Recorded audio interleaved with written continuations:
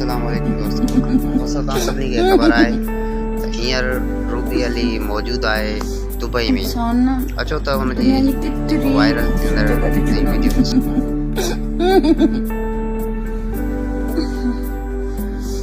इंसान ना दुनिया की कितनी खूबसूरत जगह ते छू ना हुजे जिकरे सुकून होने की दिल में ना है तो दुनिया में कितने फलसफा